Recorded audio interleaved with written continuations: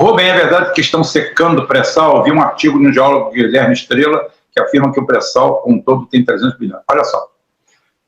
Aos 18 minutos da minha live, eu vou falar um pouco sobre petróleo, a commodity mais importante do mundo. O mundo todo está em guerra, é por causa de petróleo, tá? Eles podem te marcar para que lado, para que for, mas é a energia que move o mundo. A eletricidade, a energia elétrica, que também vem do petróleo, você pode tirar a energia elétrica do petróleo, fora os produtos que você faz com o petróleo. Então, o petróleo é a grande commodity. O petróleo é a grande commodity do planeta. Então, deixa aqui eu falar para vocês uma coisa sobre o pré-sal. Eu falei há algum tempo atrás, dizendo para vocês o que é um campo de petróleo. Um campo de petróleo não é o que as pessoas pensam. Talvez alguém assistindo um gigante da ciência, como um campo de petróleo, vamos dizer assim, o campo de roncador. Você passa no processo de prospecção, de exploração, faz a sísmica.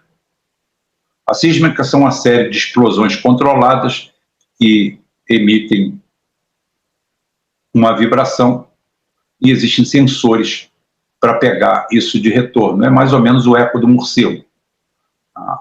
Sendo assim, se procura as rochas permeáveis e impermeáveis.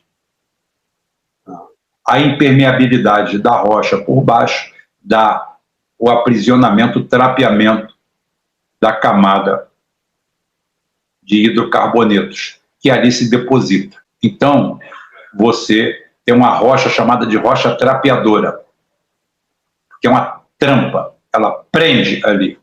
Você dentro dessa rocha trapeadora, você tem um volume mais ou menos pré-estabelecido, o que você consegue enxergar numa sísmica 4D, que são as mais avançadas, você vê ter mais ou menos o formato do campo. Ah, que legal, uma piscina de petróleo lá dentro, né? A gente mergulha, faz um trampolim. Não, não é nada disso. É uma rocha porosa, cheia de alvéolos, onde tem aprisionado petróleo, gás, tem água de formação e tem a própria areia. Essa água é super salgada, extremamente salgada. Então, você faz uma perfuração de um poço, você faz o poço exploratório. Você vê o intervalo, você ultrapassa a camada de petróleo inteira e depois você faz os poços delimitadores do campo. Você coloca o poço pioneiro, faz os delimitadores de campo e você começa a produção em si. Petróleo não é fácil. Você tem que... Não vou explicar aqui como é que é a perfuração, posso explicar a qualquer momento, não tem problema nenhum, ponto por ponto, exatamente o que é feito em cada fase. Posso dar uma aula, fazer um curso sobre isso. Enquanto o cara dá curso de mecânico de alienígena, eu posso dizer aqui como é que é feita a perfuração. A capela, você perfura e jaqueteia, revestimento, concreta, corta, vai, até você chegar na camada. Tudo isso mantendo a pressão hidrostática. O poço tem uma pressão interna, que é o que o gás é o chamado ponto de surgência. Aí o que acontece? Você vai lá embaixo, você faz coisa chamada canhoneio, coluna, um explosivo de altíssimo poder de detonação, são 6 milhões, se não me engano, de PSI. PSI é libra, aquilo que você bota no pneu do carro, uma medida de pressão. Você pega tem 6 milhões de PSI. Aquilo ali é um jato que sai, é um jato, não tem nada sólido não. Há uma fusão e aquilo ali direcionalmente fura o aço, o concreto e entra até 6 metros na rocha. E ali ele faz uma panela. É ali que começa a subir o petróleo através do primeiro ponto que tem, que é o packer de produção, aonde é colocada a coluna em cima dele e aonde vai indo a coluna por ali afora até chegar na árvore de Natal, a ANM ou a ANS. A ANM é a árvore de Natal molhada ou a ANS, a árvore de Natal seca. E Território civil. Aí é que dá o pulo do gato. Existe na saída disso aqui uma peça chamada BIM. É um cone de aço retificado numa base de aço com uma graduação extremamente fina, aonde você controla a produção do petróleo. O que é isso, Rubem? O que tem a ver isso com o que eu estou falando? Tem a ver que existe um setor na Petrobras chamado engenharia de poço, onde tem técnicos e engenheiros altamente qualificados, com conhecimento de campo, com muito conhecimento empírico que o poço é vivo, um poço não é igual ao outro, ele te ensina uma série de coisas. O poço vai te ensinando. Então, quando você tem um profissional no petróleo com 20 anos, normalmente ele é bem mais respeitado do que um cara que tem 10 anos. Claro, tem idiota para tudo, mas via de regra. Por quê? Porque, efetivamente, conhecimento prático é tudo ali. Aí o que acontece? Você tem uma produção nesse campo aqui, de 1.000 barris por dia. Assim, 1.000 barris por dia. Só que tem uma coisa, eu posso fazer esse poço produzir 1.300 barris. 1.500, a gente chama de produção no talo. Só que essa produção no talo, ela vai foder a coisa mais preciosa que um campo de petróleo tem, que é a PA, pressão estática. Você faz a pressão estática do campo cair. Porque quando você começa a produzir, você já começa a enfiar gás lift lá. O gás que sobe é recomprimido, entra na coluna por uma espécie chamada mandril, tá? Que alivia o peso da coluna, só faz isso. Alivia o peso. Tá? Porque aí você tem que estudar a mecânica dos fluidos para saber o valor, o peso da coluna e como você alivia isso aqui através da injeção de gás lift. É o primeiro processo de recuperação secundária. Você alivia o peso, ou seja, a pressão que você tem lá embaixo é mais surgência, é mais. Então, um poço sem injeção, um campo, aquele poço ali, sem injeção, ele tem um valor. Quando você injeta, tem outro valor. Agora, se você esgoelar o poço, se você botar produção no talo, você vai diminuir o quê? Vida útil. A vida útil do campo está ligada diretamente, tá, ao fator FR, fator de recuperação. Fator de recuperação, o que é? É a capacidade daquele campo de petróleo e o que você consegue tirar dele. Eu não sei se vocês sabem, mas um campo de petróleo, em média, mais da metade do petróleo descoberto continua lá embaixo, porque você não tem sistema de recuperação suficiente para retirá-lo. Quando você fala assim, esse campo parou de produzir, ele continua com óleo lá embaixo. Só que aquele óleo tem duas coisas. Ou ele é economicamente inviável, aí você tem que botar ele no EVTE, fazer um EVTE, estudo de viabilidade técnico-econômica, para ele. Então tem poço, por exemplo, que você trava ele porque ele, com o petróleo a $80, ele não é viável economicamente. Mas a 120 é. 120 ele se torna comercial de novo, porque essa é uma commodity variável, tá?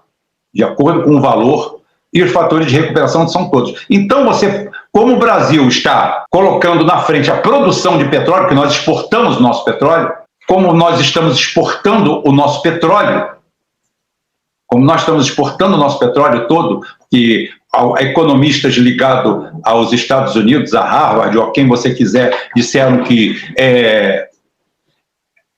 economicamente desvantajoso você refinar o petróleo por causa do investimento. Ninguém fala que petróleo é energia e energia é arma.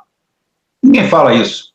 Só tem boçal, só tem ignorante falando sobre o assunto. Economista formado nas coxas, especialista em nada falando sobre assunto que não domina. Petróleo é estratégico, petróleo é arma. O Brasil só não virou uma supernação na década de 70, maior do que já era, exatamente por não ter petróleo. Por isso que Ernesto Geisel se ajoelhou e colocou o Brasil, olha, 5 anos como presidente, se não formos colocar aqui, vamos botar ele e Médici. Ele, Médici e Arthur da Costa e Silva foram 10 anos presidente do Brasil.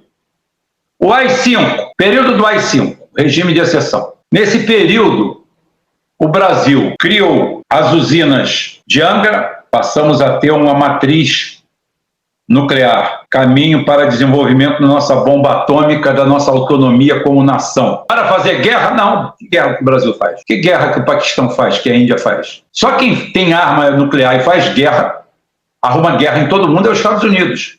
A Rússia foi provocada. Eu já falei, quando eu conheço a verdade, eu vou defendê-la até o final. A Rússia não tinha alternativa. Nenhum país teria alternativa diante do que aconteceu na Rússia. Então nós tínhamos, nesses 10 anos, míseros 10 anos, parece que foi uma eternidade, né? Foram só 10 anos. 10 anos dos governos militares, do que a mídia chamou de anos de chumbo, e eu tinha uma ideia parecida com isso e faço o meu meia-culpa. O Brasil era pobre, o Brasil estava com um problema sério, a maior desertificação que nós tivemos, processo de desertificação na nossa história, porque foi a maior seca já conhecida e reportada do Nordeste do Brasil. Não existe outro reporte de outra tão grande, tão violenta. Nós passamos por isso, mas tivemos as usinas e o desenvolvimento do programa nuclear brasileiro. Criamos a 5ª maior conjunto de fábricas de venda de armas do mundo. Isso é o Brasil da década de 70. Criamos o Proálcool, inédito no mundo. Fizemos Itaipu, a maior usina hidrelétrica do mundo, que foi entregue em 84, se não me engano. E ainda doamos a metade para o Paraguai. Fomos bonzinhos demais. O Paraguai não entrou com nada, com um barranco. E hoje aquilo ali é a maior fonte de renda individual do Paraguai. Tá bom, estamos ajudando um irmão. Não tem problema. Criamos Proálcool, criamos isso. E, ao mesmo tempo que tivemos a Petrobras se transformando em gigante. A Petrobras simplesmente tomando conta do cenário, se transformando campeã mundial de águas profundas. Descobrimos a Bacia de Campos, 1974, 1977, primeiro poço comercial da Bacia de Campos, na plataforma de Garoupa. Tudo era estratégico. Nós tomamos o primeiro choque do petróleo, em 73, que cortou o milagre brasileiro. O milagre brasileiro é cortado pelo choque do petróleo. Outro em 79, um sequestro lá da embaixada do Irã, dos americanos lá no Irã, segundo choque do petróleo. O Brasil tomou todos eles na cara. Depois veio a história do vai passar, do Chico Buarque, da turma toda. A anistia deveria vir, algumas pessoas fizeram falta, como Brizola. A gente chega à conclusão que muita gente que foi caçada com 2 S deveria ter sido caçada com C cedilha. Perguntaram muito e perguntam muito sobre a Bolívia. A Bolívia é irrelevante como o Brasil é irrelevante, como a Argentina é irrelevante, como o Chile é irrelevante. Nós somos nações de joelhos. Nós todos somos nações, nós somos o colchão dos Estados Unidos. Os Estados Unidos só tem a nós. Tá? Até os sionistas estão preparando a cama na Argentina. Como eu falei, depois que inventaram que nós somos emotivos, que nós choramos qualquer coisa, fudeu para a gente.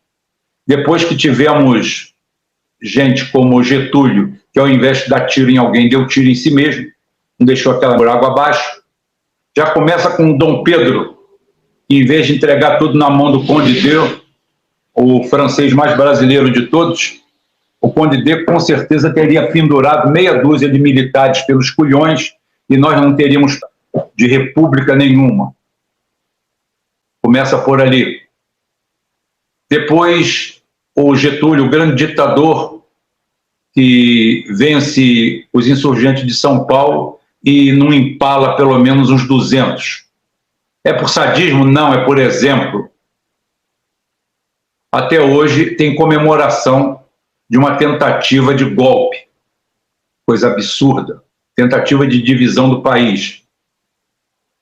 Depois tivemos o exemplo máximo de Perón, o bananão, Perón, que é cantado em verso e prosa como o grande homem, o cara que transformou a Argentina, é verdade nesse ponto. Só que um bunda mole, um bosta, que foi retirado à tapa do governo, porque não teve culhões, que não era macho o suficiente. Então o latino, que tinha fama de macho, disso, daquilo, ficou com fama de quê? De babaca, que é o que nós somos hoje.